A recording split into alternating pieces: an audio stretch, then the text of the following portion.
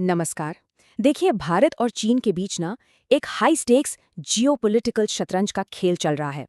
और इस खेल के बिल्कुल सेंटर में है एक टॉप सीक्रेट प्रोजेक्ट। आज हम इसी की परतें खोलेंगे। तो सवाल ये उठता है कि क्या 30,000 करोड़ रुपए का एक खुफिया न्यूक्लियर सबमरीन बेस हिंद महासागर में चीन को वाकई चेकमेट कर सकता है? ये वो बड़ा सवाल है जो आज के हमारे विश्लेषण के केंद्र में है। तो चलिए इस कहानी को जरा शुरू से समझते हैं। देखिए, कई सालों तक मलक्का स्ट्रेट की वजह से भारत के पास चीन के ऊपर एक जबरदस्त रणनीतिक बढ़त थी। अब इन आंकड़ों को देखिए, चीन की कमजोरी साफ दिखती है। चीन का 80% तेल आयात और लगभग 66% समुद्री व्यापार, सब कुछ इसी एक पतले से रास्ते से होता था।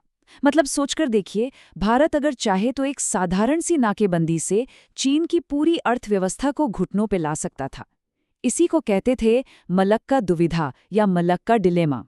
लेकिन यहाँ कहानी में एक बड़ा ट्विस्ट आता है। 2020 की गलवान झड़प के बाद चीन ने ये फैसला कर लिया कि भाई इस कमजोरी को अब और नहीं झेलना है। उन्होंने मलक्का स्ट्रेट को ही बेकार करने का प्लान बनाया और अपने पूरे ग्लोबल लॉजिस्टिक्स को बदलने में तेजी ला दी। अब सबसे दिलचस्प बात यह है कि चीन ने अपनी इस सबसे बड़ी कमजोरी को खत्म कैसे किया। एक बहुत ही सोची समझी मल्टी प्रॉन्ग स्ट्रैटेजी के जरिए। देखिए, चीन ने एक साथ 4 मोर्चों पर काम किया। पहला है सीपैक यानी चीन पाकिस्तान आर्थिक गलियारा। इससे उन्हें अरब सागर तक सीधा रास्ता मिल गया। दूसरा, म्यांमार में एक डीप सी पोर्ट और पाइपलाइन जो बंगाल की खाड़ी को सीधे चीन से जोड़ती है। तीसरा, रूस के साथ पावर ऑफ साइबेरिया 2 जैसी ज़मीनी पाइपलाइनें, ताकि जंग के वक्त भी एनर्जी सप्लाई न रुके। और चौथा, इलेक्ट्रिक गाड़ियों में वर्ल्ड लीडर बन जाओ, ताकि तेल पर निर्भरता ही कम हो जाए। इन सभी कदमों से चीन ने भारत की बढ़त को लगभग खत्म कर दिया है। एक बहुत सही बात कही जाती है, स्ट्रक्चर्स ओवर स्माइल्स। मतलब अच्छी अच्छी बातों और मुस्कुराहटों से ज्यादा जरूरी है जमीन पर बने हुए ढांचे और एसेट्स।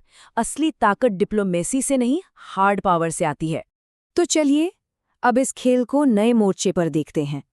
अब फोकस शिफ्ट होता है हिमालय की सीमा पर, जहां दोनों देशों ने बड़े पैमाने पर अपनी अपनी सेनाएं जमा कर रखी हैं। ये तुलना एक अनकंफर्टेबल सच सामने लाती है। देखने में शायद लगे कि दोनों तरफ की ताकत बराबर है, लेकिन तिब्बती पठार पर चीन के पास हर मौसम में ऑपरेशन करने और लॉजिस्टिक्स की एक बहुत बड़ी बढ़त है। एक सैन्य विशेषज्ञ के मुताबिक इतनी ज्यादा ऊंचाई पर इक्विपमेंट और जवान दोनों की काम करने की क्षमता 30% तक कम हो जाती है। और ये भारत के एयर एसेट्स के लिए एक बहुत कड़वी सच्चाई है, क्योंकि वहां की भयानक ठंड और मौसम परफॉर्मेंस को बहुत बुरी तरह से गिरा देते हैं। तो यहाँ समझने वाली बात यह है कि भले ही भारत के पास फ्रंट लाइन पर ज्यादा सैनिक हैं, लेकिन चीन का इंफ्रास्ट्रक्चर इतना बेहतर है कि वो बहुत तेजी से लाखों और सैनिक वहां भेज सकता है।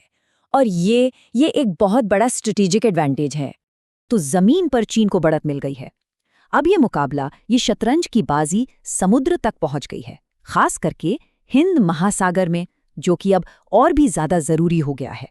नेवी के मामले में भी चीन का पलड़ा भारी लगता है।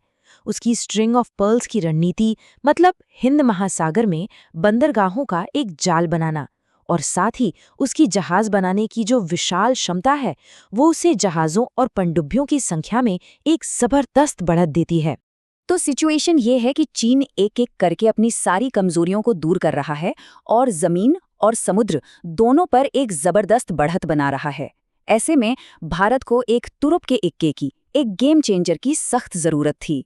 और बस यहीं से कहानी एक बहुत ही आकर्षक मोड़ लेती है।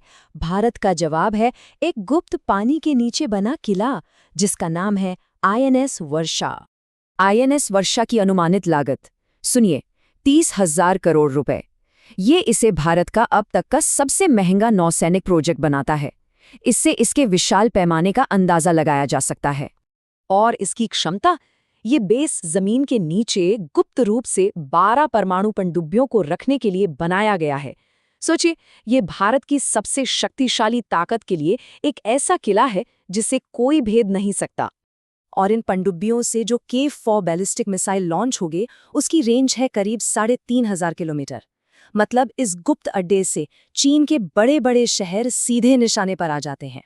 अब एक बहुत ज़रूरी कॉन्सेप्ट को समझते हैं, सेकेंड स्ट्राइक कैपेबिलिटी।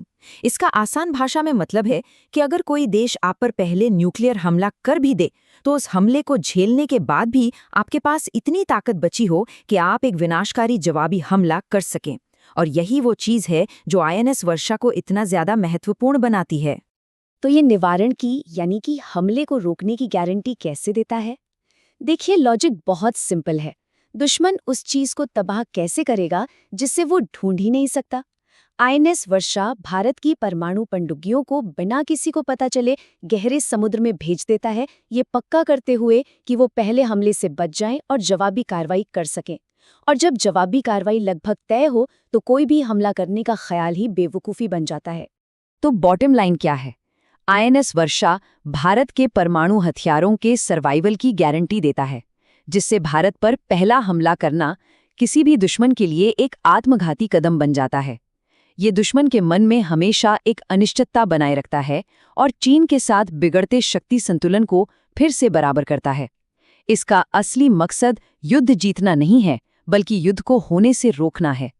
तो आखिर में सवाल यही है, इस हाई स्टेक्स खेल में क्या भारत का ये गुप्त हथियार शांति की ओर एक कदम है, या फिर ये एक नई और खतरनाक हथियारों की दौड़ की शुरुआत है? ये एक ऐसा सवाल है जो भारत चीन के इस भू राजनीतिक शतरंज के नए अध्याय पर हमें सोचने के लिए मजबूर करता है।